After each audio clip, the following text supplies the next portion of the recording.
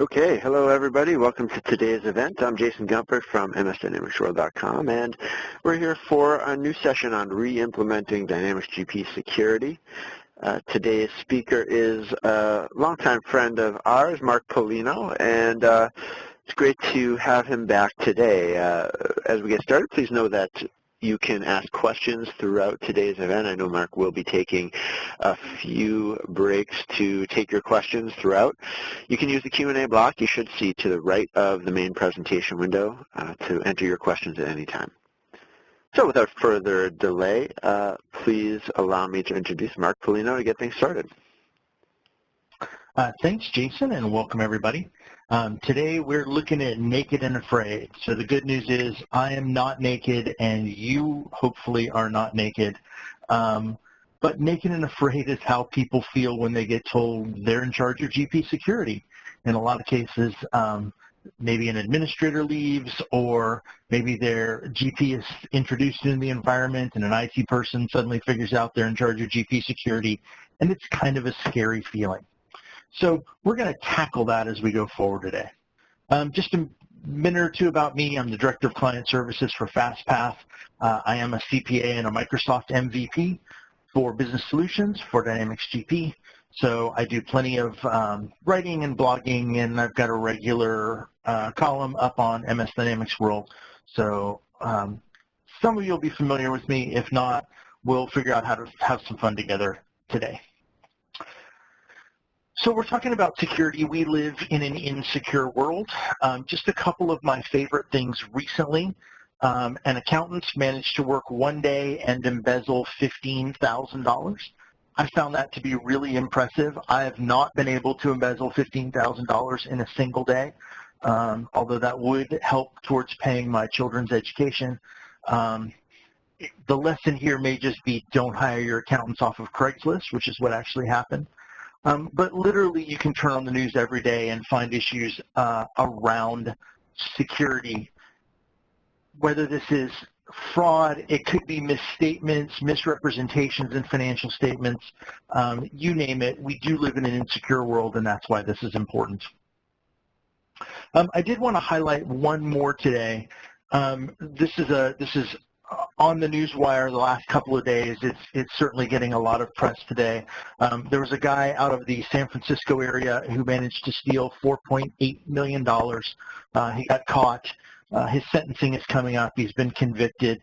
But as part of the trial, it came out that he spent $1 million of that money on the Game of War mobile game.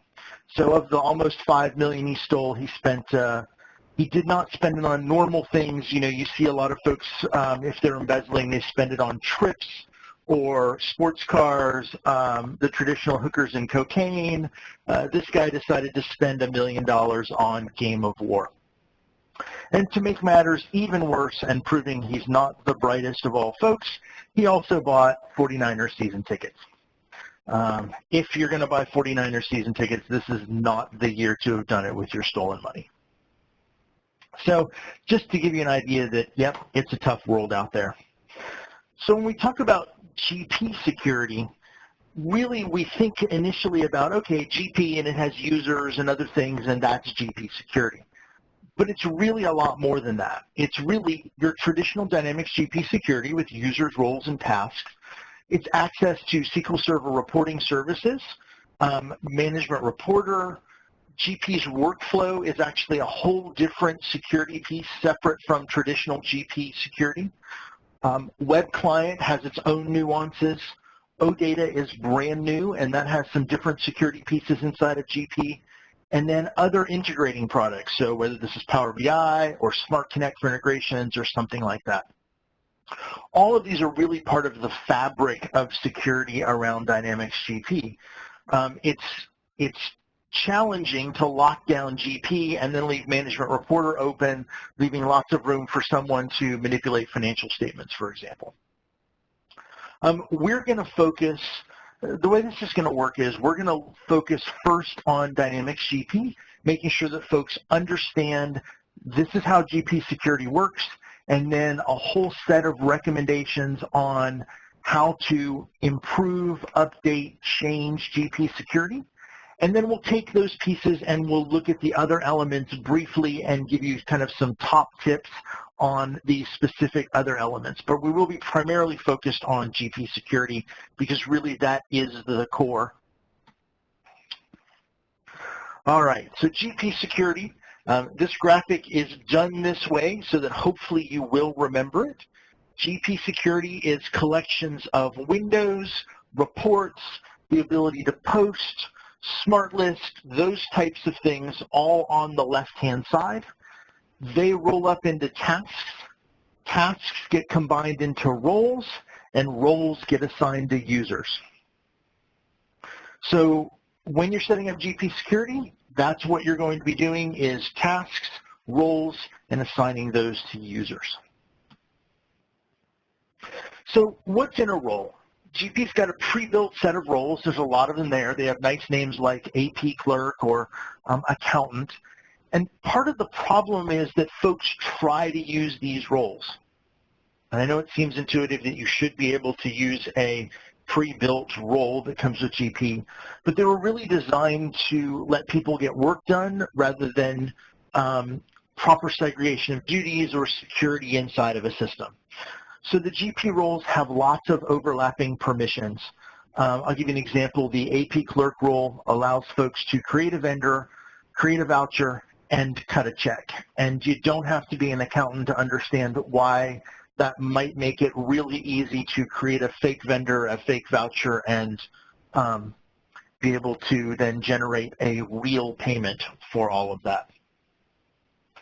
And this is not simply about this is also not simply about fraud. We'll talk a little bit later about just excessive access creating even accidental problems along the way. The GP default roles do have lots of segregation of duties conflicts. Folks are allowed too much permission. They're not particularly transparent. It's not always clear in the role name what that role is allowed to do. And they may contain some GP9 leftovers. So in the switch, GP9 was a previous security model. In the switch from GP9 to GP10, moving to a role-based security, basically each user's security was just picked up and turned into a role. So you might have a role called Steve and a role called Mary. It's really just that user's access, whatever they had at the time, combined into a role. It's not a real role in the way that you would think of a role. So I've got some documentation here from my friend and fellow MVP, Jivtesh. He has a list of the default roles and their tasks. And this is a great way to go and argue that you need to do some work on security because you can point out the excessive access that a particular role has, like the AP clerk role, which has the ability to create vendors, create vouchers, and cut checks. So all of that creates, that's not something that you want to illustrate by creating a fake vendor, creating a fake voucher, cutting yourself a fake check, and then walking into your boss's office. What you'd really rather do is give them this list and just point that out. There's a number of resources in this presentation. The vast majority of them are free. There are a couple of paid resources where there isn't a good free option. I'm assuming you guys are big boys and girls and nobody's going to talk you into buying something just because you saw it in a presentation. You're going to do your research and figure out whether it works for your organization or not. Just a quick catch-up. This is what role assignment looks like, just to remind people. We're looking at the company, and then we assign the company and the user, and so we assign roles to that particular user. Tasks are really the key when we get into designing security in a few minutes. The tasks in GP, unlike the roles, are actually really well built. They tend to be very discrete. They don't have a lot of extra stuff in them, but they do have what you need. So if there's a hidden window in GP or something else that is needed to accomplish a task, permission is typically included in that task. This also means you don't have to start security over from complete scratch. You can start with the tasks that exist inside of GP. They tend to have everything that's required. You are going to want to combine them into new roles, and we'll talk about some detail on that as we get a little deeper in. Just to remind folks, so this is a role, and then assigning tasks is just a matter of checking the box to assign specific tasks. All right, so why are photos of me from my vacation included in the middle of this presentation? Well, that's not actually me. That's a shirtless photo of Channing Tatum. And he's there to really illustrate dealing with power users.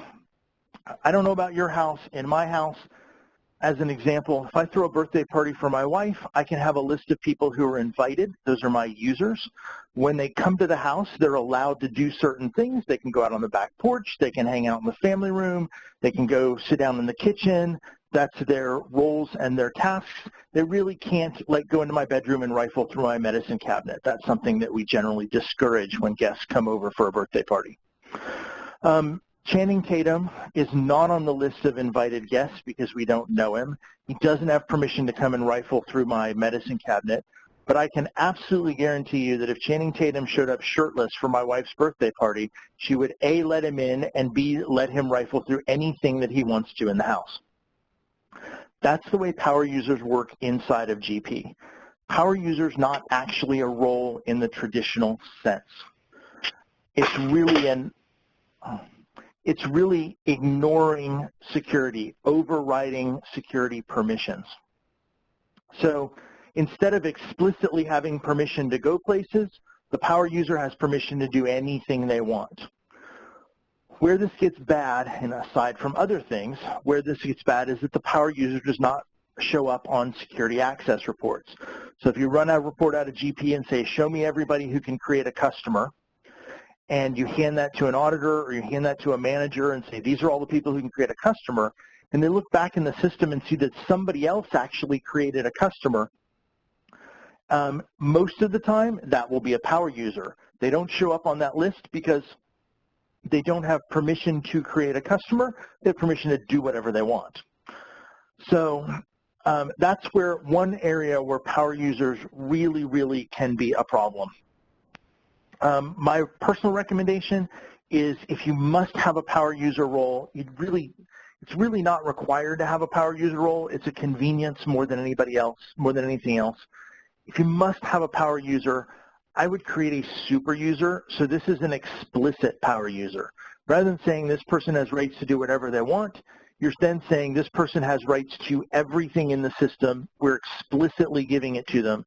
So at least when I run a report, it shows up on a report that they have access. And there's a link here that just shows you how to do that. There's SQL code that can create a super user for you along with the process. It's free. It doesn't take very long, and it's at least an alternative to power users. I mentioned earlier when we talk about these things, we're not simply talking about malicious events. I did have someone who was a power user, and they were a very small subsidiary running GP. Their parent was much larger, and they were down the road. The parent was also running GP. This small subsidiary had a really poor connection back to the parent. It was not set up appropriately. And so I was in there with somebody else. We were talking to this person about things we could do to help them, including fixing this connection.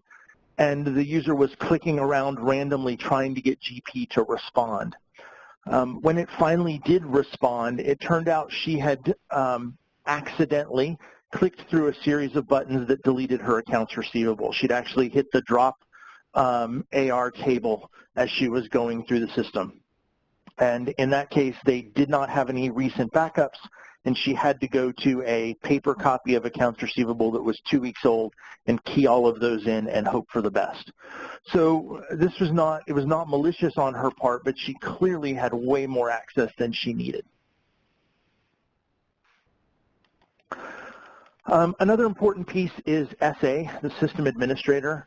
So there's a lot of confusion around SA, so I'm going to clear up a couple of things here.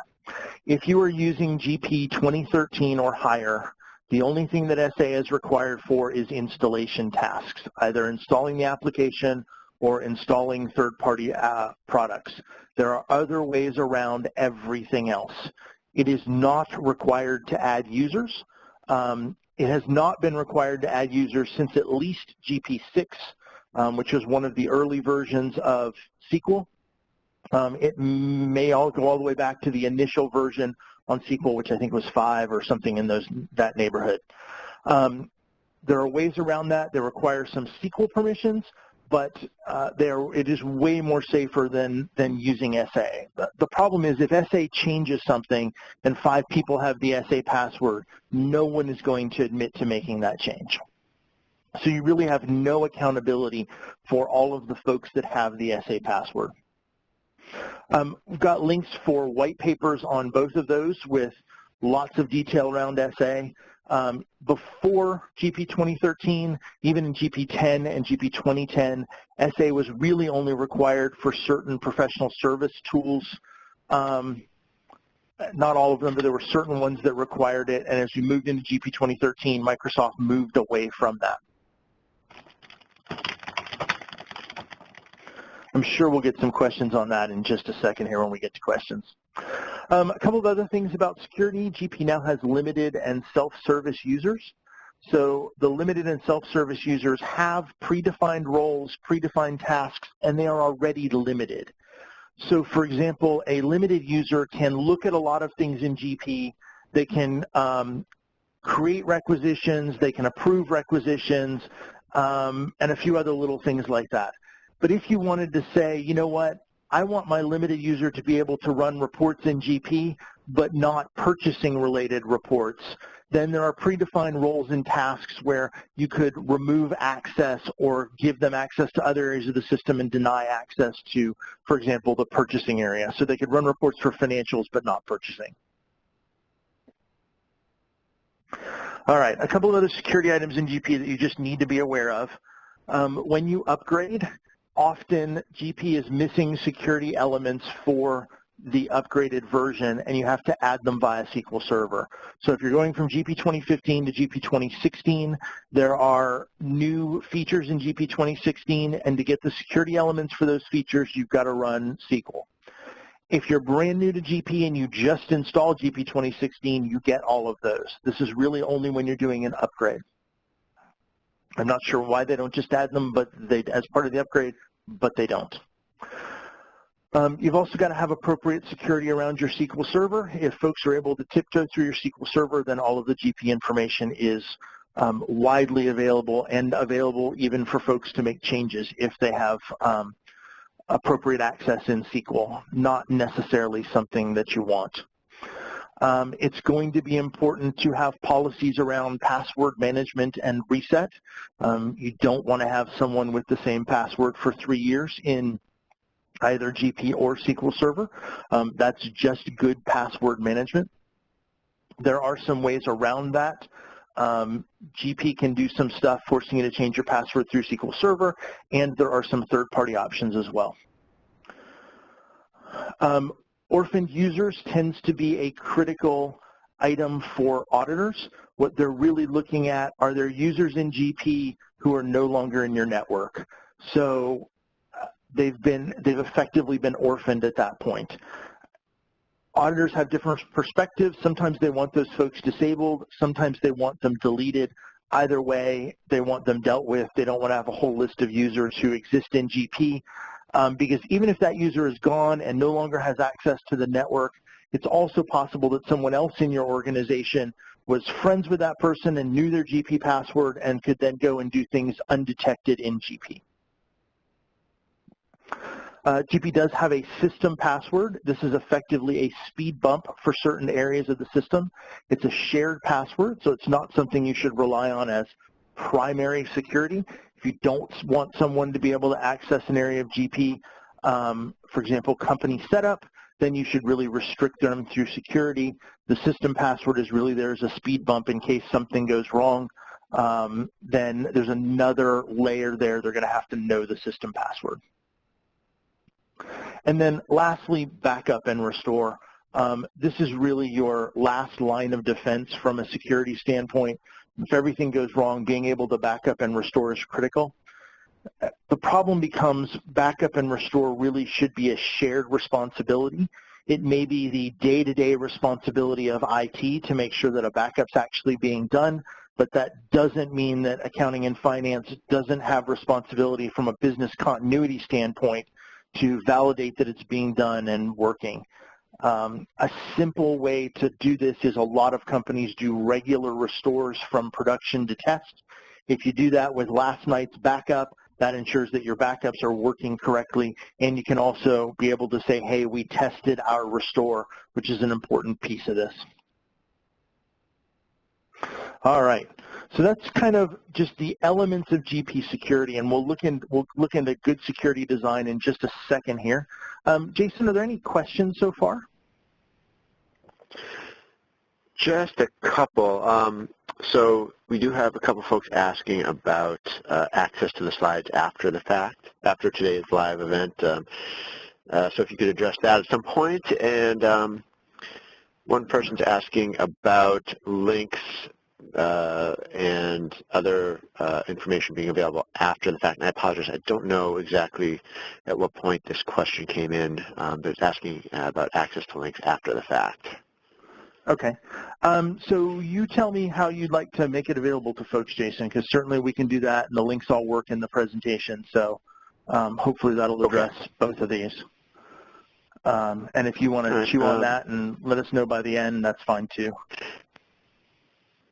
All right. And another question here. Can you recap the benefits of the super user access versus power user, please? Sure. So the biggest difference is if a power user, if I run a report that says who can do certain thing in GP, a power user will not show up on that report, even though they have the ability to do those items. If I create a super user, I'm actually saying explicitly this user has access to do all of these things. So when I run a report and say who can create a customer, who can create an account, super users will appear on those reports. So that's the big item is you can actually see what a super user is allowed to do. They're not kind of this invisible permission hiding behind the scenes.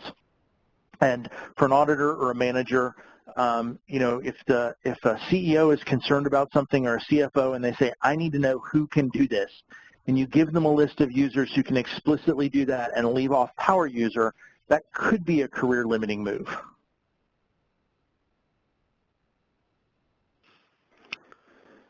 Let's see. I think that is it for now, but please do keep the questions coming. So we will figure out how to get you this presentation. If you'll hang on a little bit, we'll find a place to put it or a way to get it to you. We can link to it in the follow-up, perhaps. Perfect. Sounds good. So the trick with security is that often it doesn't get designed. What happens is we dump off security at the end of an implementation. The implementation runs long, and so we're scrambling to meet our go-live date, and security often is wide open for testing because we want people to have a good testing experience, but then you're not testing security at that point in time. And so the biggest problem with security is that it's not getting designed from the outset. Folks are relying on the default GP security roles and other things. So the recommendation for design really is to take a risk-based approach. I realize that you're probably not going to be able to redesign your security from scratch and take the next 6 months to spend a whole lot of time getting it right and then flip a giant switch for everyone's security and everything's going to be perfect. The world doesn't work that way. The right way to do this is to take a risk-based approach and try to address the high-risk areas first. So clearly anything around cash. Ideally, though, you do a business process map. So you'd say, this is my process from order to cash. These are the folks who have access to do the various pieces along the way. That can be really helpful for identifying segregation of duties conflicts or areas where people have too much access. You'd focus first on the high-risk business processes, so items that include cash, those types of things for most businesses is a place to start. But this also depends on your business. If you're Heineken, you're absolutely going to have inventory controls. You know, beer has an amazing ability to magically disappear and show up in the back of someone else's truck. If you are a recruiting firm, well, you're not worried about resumes disappearing and magically showing up in the back of someone else's truck, but you are worried about access to information. In a lot of cases, those items are private. They're protected so that the organization the person works for isn't then seeing their resume looking for a job, those kinds of things. So there are different risks depending on your business. You do have to evaluate where your risks are and try to do the higher risks first. And so really as we're looking at this, we're focused on what are our risks. We're looking at reviews, we're looking at reviewers and how often that some of these things are being done, along with evidence that items are being reviewed, and mitigation. So we'll dig into that a little bit. In the case of mitigation, this is where if I can't fix something with security, what other process can I do to satisfy myself that we have adequate controls in place? So I know when I was a controller, we had a really small organization, but we were part of a publicly traded parent. So we had to do some things where, we had a user who could create a vendor, create a voucher, and cut a check. And that's not ideal. But we had other processes in place so that when a vendor got created, it got reviewed and validated for authenticity, that there were double checks on the vouchering process, and reviews prior to checks going out as well as a double check on that process. Just to give you an idea what this might look like, so in this case, this is a swim lane. So on the left, we have individuals, departments, possibly even roles. So, a customer, for example, and then this goes all the way across in a row. So the swim lane moves up and down as we look at individual people's responsibility. So in this case, order processing has got an awful lot of things in a row. If that's a single individual, then that might be worth taking a look at and saying, are we comfortable with them having all of that access? If so, great, and if not, well then maybe we either need to break that up or we need to insert some other type of thing into the process in order to ensure that we have appropriate controls there. Once you've mapped the process, then I know what my process is. I've looked at what kind of roles I might want, certainly at least down to individuals, which might translate to a role in an organization. And so from there, the idea is you want to build new roles based on those processes. And the way that you're going to build new roles is you're going to create new roles and you're going to assign existing tasks to them. Now you may have to create some new tasks, but matching existing tasks to new roles is the quickest, simplest, and easiest way to get started with that. This sounds like a giant, daunting task, and it's really not as bad as you think.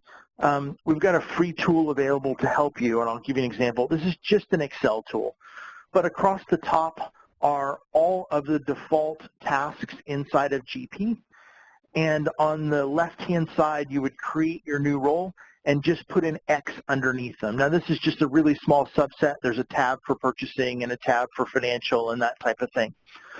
But the idea is, here's my role. I check the box next to the access that I want to give people, and it lets you get a real visual representation of what your security looks like. Again, this is a free tool. It's really there to help you build better roles. So you're going to take your process, you're going to define some roles, use tasks. Now you may have to create a new task or two if, for example, you're not currently using positive pay. GP's product, SafePay, is their positive pay product. It has its own set of tasks. So but it's typically not assigned to anything. You have to explicitly assign that. So you may need to go and do that in the process. You do want to save the old roles. The rationale behind that is we want people to be able to work. So if, for example, someone, we've switched their role from the traditional accounting clerk to our new set of roles, and now suddenly they're supposed to be able to cut checks and they can't. We've just made a mistake. Well, it might be really important that those checks go out today. So we want the ability to revert them to their old role temporarily while we figure out what's going on, and then ultimately leave them in that new role. So in a lot of cases, the new roles will have a prefix to indicate that they're a new role. People will put the beginning initials of the company or something else and deprecate those old roles. Eventually you want to remove them, but for a period of time you want to go ahead and leave those there. So you're going to create new roles by assigning tasks to them. You're going to take those roles, you're going to assign them to users, and you're going to remove the old roles from those users. You do want to make sure that in those new roles, there's a default user task that has some permissions in it. Mainly this is around navigating through the system. So it's generally okay for the default user task. You're going to want that to be included so that folks can do the navigation. And then the most important piece is that this can be phased. So I don't have to do all of my security at once. You could simply say, let's take financials. So GL, banking, those are a couple of big areas right there. And we're just going to tackle those this month. And at the end of the month, we're going to assign new roles for that. And then we're going to take a deep breath and see how that goes. So you're not blowing up the entire company. You're taking a relatively small subset of users. You're adjusting their security. And even if there's still holes in your payables and your receivables process, you've fixed a lot of holes at the banking and financial side. And then next month, you can go tackle something else. It doesn't have to all be done at once. In addition, you're increasing your security incrementally as you go on, rather than trying to fix all of this over a long period and leaving holes open longer and then hoping you get it all right at the end. Once you've built that security matrix and decided, kind of what this all needs to look like, you will want to do a review. You want to take a look at this for segregation of duties conflicts. You kind of talked about that all the way through. And you want to make sure that by assigning someone multiple roles that now you're not creating conflicts. So, I have a role that is very clean and allows someone to create journal entries. And I have a role that is very clean and allows someone to create accounts. If I put those two together, suddenly I've got a conflict because there's lots of cases where folks have used accounts. They create fictitious accounts and then do journal entries and use that to hide other nefarious things they're doing. So,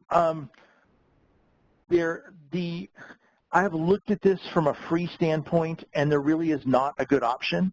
The problem is that accountants will define this generically.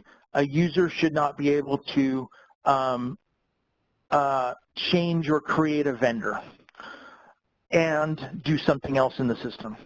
Well, the problem is to control that in GP, that's a lot of pieces. It's not just the vendor maintenance window. It's the vendor maintenance window. It's the vendor address window. It's the vendor EFT.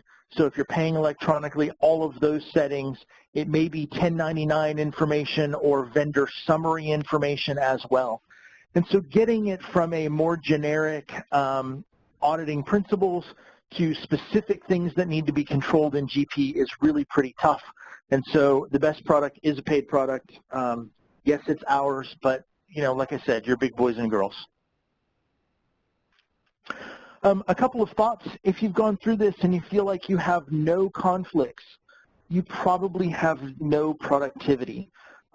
Every organization has some segregation of duties conflicts. Nobody has enough people to really cover all the bases, and if you did, you would be incredibly inefficient.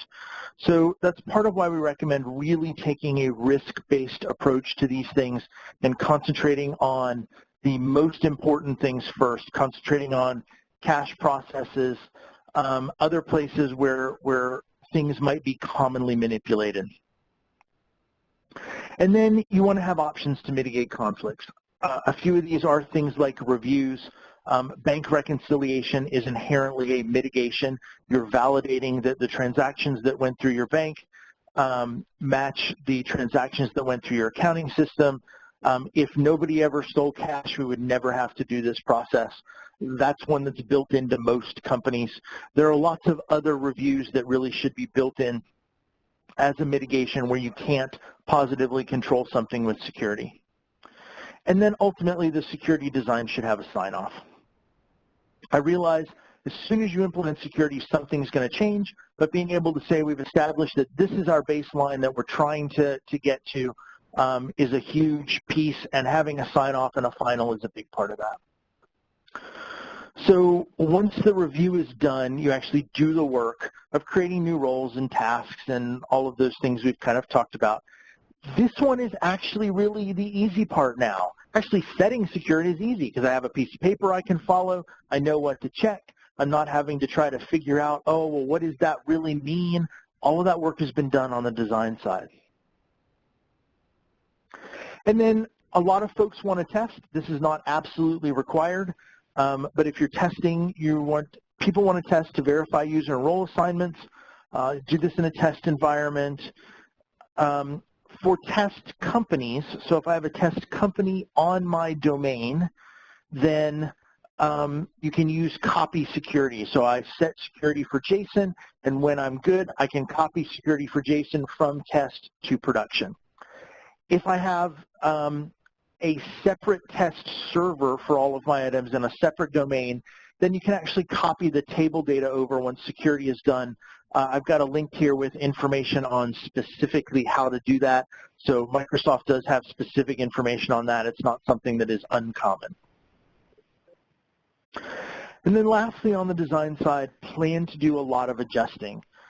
What happens is when you do this, the first time you make the change, people will not be able to do certain things that they were previously able to do, and that's by design. So you've got to be ready to support that. In some cases, you're going to have someone ready to approve and say, yeah, we just missed that. They do need security to do that. In other cases, it just needs to get explained to them that they need to alter, that the procedure's been altered and that job is now being done by someone else. Ideally, we want to talk through this with everyone before we just go flipping security switches. Unfortunately, in a lot of cases, managers and other department heads really don't want to have that conversation. So it can put a GP administrator in a difficult position sometimes. Also, expect delays. You will have some folks who the only thing they do in GP is once a month, they come in and they run a report. And so you can change security all day long, but it's going to be a month before they ever test anything. And that'll be when they need it right away. So if you phase this, you will have some leftovers either a month or a quarter later where folks just do things that nobody even knows they do and kind of comes crawling out of the woodwork. A couple of pieces here. GP Power Tools is a paid tool. This is formerly the support debugging tool. This is the best tool I have found for the adjustment phase. It does all kinds of things that include a bunch of security tools. It's really helpful for fixing when access is denied. So if a user gets access is denied, Power Tools will tell you they were denied access to this window. I'll give you an example here. So down on the corner, you don't have access security, or you don't have security privileges to open this window. This is the security access was denied to window SVC RMA create return in field service. So to fix that security, you're not going to Microsoft Dynamics GP, you go into GP security and you select the product field service, and that's where that security lives. It's really nice to be able to see that pop up when an error happens. There's also options in there that can help you with moving security between servers, and they've also added brand new deny security. So this is kind of an exception-based security. If I want to give folks access to an area, but I want to deny them access to maybe a specific window without having to go and create a new role for that, then that's what deny security does, and that's a part of GP Power Tools. Real life, this is not a fast process. It's a project. I'm not suggesting this is simple and you do it over a weekend and everybody's happy-go-lucky. But if you can phase it, it makes it so much easier. And on the flip side, I have done some work with customers that had catastrophic failures of internal controls, companies that were not able to file their SEC forms because of internal control failures. And let me tell you, the cost, the time, the energy is just ridiculous. It is an open checkbook of consultants until this is done. You will be paying insane rates for 10 people in a conference room for 6 months. That type of thing. It is horrendously expensive. It's much, much cheaper if you can get your security under control ahead of time. Also, don't forget about field level security. So this field level security from an audit standpoint would be a mitigation. So you could say, because you really build field level security, you basically pull together a little formula that restricts access to particular things. So as an organization, you're asserting that this works and the auditors are going to want to test it, but it makes a great mitigation option. So technically they have access to it in security, but then we've put another control on that prevents their access. So Jason, I'm going to stop here. We've got about 15 minutes left, and before we head into some of the other products, let's see if there's any other questions. Great. So one question that's come in, how do you separate the posting function when the button is on the transaction window? So there are two options. One, it is possible to turn off transaction posting in posting setup. So you would do this at each level. And that would mean that clicking the button doesn't do anything because they don't have access to transaction posting. But there are a few places in GP that don't use batches. Banking is one of them. So in security permissions, in the drop-down, there's actually one for posting. It's called series posting. It's really a misuse of the term. It is posting for the financial series or posting for the purchasing series, not series posting versus batch posting versus transaction posting. So if you go in there and say this user does not have access to post in the financial series bank transactions, they can push that button all day long and it will not let them post. And this is an area where a lot of people miss. It's harder in GP to say you can't post your own stuff, but you're allowed to post other people's things. That's just a really difficult concept the way GP security is built.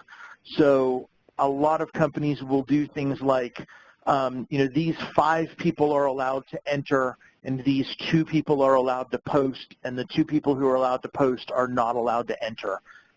That tends to be a better organizational structure than simply trying to say a user cannot post their own items.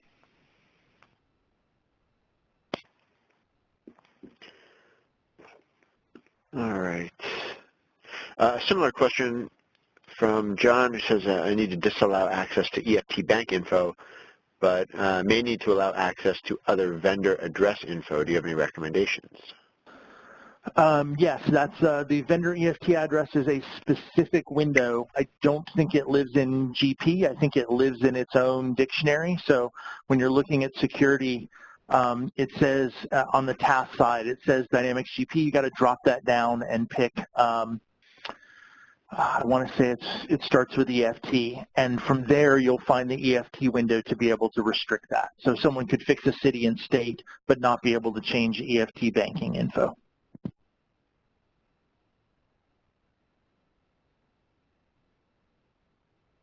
Okay, I'm not seeing any other questions right now. All right. So let's look at some of the other pieces around security. SQL Server Reporting Services is one. It uses Active Directory, so your network security is what's used to assign security in SSRS. Generally speaking, folks give security to report folders, and anything under that folder the user can access, so purchasing, financial, etc. But you can restrict at the individual folder level if you'd like. It's just a bit more work. One thing that a lot of people miss is Active Directory SQL Server can use Active Directory groups. So I could create a group in Active Directory called, SSRS no payroll. And so then one time I go into SQL Server and I grant access to that Active Directory group to all of the reports except for payroll. From then on, I don't really have to manage those users inside of SQL Server, inside of SSRS. They can just get dropped into that AD group and they will get permission to SSRS without permission to payroll, without me having to go and figure out what boxes to check and what did I do last time. You can really just set it up once, drop people in that group, and give them a consistent SSRS access experience. The key really with security around SSRS is you don't want to have information in GP that folks could distribute that maybe you don't want them to distribute. So that's really where the risk is. Management reporter, the risks are all around delivery of financial statements. You really don't want folks changing your building blocks when you're trying to run year-end financial statements. Again, MR uses Active Directory users and groups, so you could set security at the group level, making it a whole lot easier to manage. Practically speaking, I don't see a lot of people actively managing management reporter security. Effectively, they have 3 or 4 users who can do everything, is just what I commonly see. But management reporter in the modify user area does offer additional controls, like the ability to control who can create reports, who can do different things with building blocks, those types of things. GP workflow. So the new workflow functionality in GP, this is primarily an approval workflow, uses a completely separate security model from the rest of Dynamics GP. The idea is I could have users who are doing approvals that are not GP users, so I really can't use GP security. It's based on Active Directories and groups, so again, you could assign folks at the group level in AD and not have to worry about them. That group has the permissions in security. The big security focus really should be on workflow managers. A workflow manager is a user, an Active Directory user, who has the ability to create and alter workflows. So this user could conceivably do something like, if you say, I want everything over $500 to go out to this user for approval, they could up that to $5,000, put something through at $4,000, it goes through without an approval, and then move it back down. So you really do want to control and minimize the workflow managers. Just a quick look here on the workflow screen. For any given workflow, this is the list of managers. And then inside of that workflow is here's who the approvals are assigned to. This could be a user. It could also be more than one. It could be a group of users. And then just one troubleshooting note. The approvals go out via email. If a user's email is not set in Active Directory, then an approval email going to them is just going to go out into the ether and get lost. So typically this is not a big issue for companies, but it becomes more of an issue sometimes when you're testing in test environments, those emails are missing. All right, web client. So GP's web client is a bit of a hybrid. There's, you use Active Directory users or groups to actually access that web client login page, and then it uses GP users to actually control access. Where this messes with longtime GP folks is this could include web client users who are not SQL users. So here's a quick example. This is if the web client only user box is checked, there is no SQL Server account, and that user gets set up here in the Windows account. So they will not have a record if you go looking for them in SQL. It also means there are certain things that they would not be able to do through the web client that maybe on the professional services tools, for example, would require a SQL level access. OData is brand new in GP 2016. This is the ability to securely publish data for reporting or other types of consumptions, imports, those types of things. There's a couple of pieces to this. You select a data source. You have to publish it. If you have not published it, then it doesn't matter that you selected a data source. It's not available to others. So it's not everything in your GP system. You specifically select items. And then once you've published it, you get a URL to be able to access that data.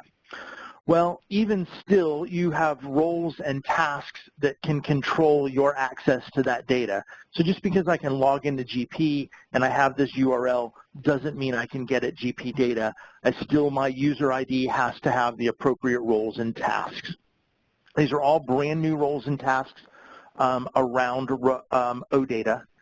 And because you can build custom sources, I can say I want to access, some obscure table in GP. You can also create custom roles and tasks around this.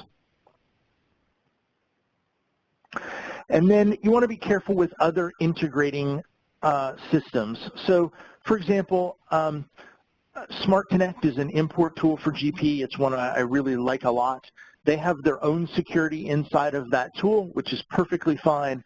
What you don't want to do is you don't want to deny someone access to maybe create a vendor in GP, but then accidentally give them access to create a vendor by importing it through Smart Connect or CRM or some other tool.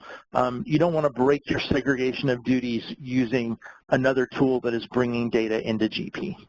But any other systems you're using, you want to look at designing security for them. It doesn't have to be as comprehensive as GP. Like if you look at SSRS, there's really only 4 choices of kind of what you can do with security. So you're not necessarily going to be spending months with it, but certainly you should put some thought and design into those items. And this may include spreadsheets. In the case of Microsoft, they actually have, I think it's 10 spreadsheets that are in focus in scope for financial reporting. So these are spreadsheets that are used in the generation of the company's final financial statements that go out to analysts. So they are completely audited as well. So it's another one of those things that really needs to be looked at and evaluated, making sure that someone is not manipulating financial statements that way. Let me wrap this up, and then I will tackle some questions. Fastpath, what we do is we do security audit and compliance tools, like Assure, which does segregation of duties, Audit Trail, which monitors changes inside of GP and tracks those, Audit View is around delivering those, Config AD helps with things like orphaned users, single sign-on for GP for better control through Active Directory, and Identity Manager is all around provisioning new users. So that's helpful for new user setup, approval, as well as managing things like orphaned users. I've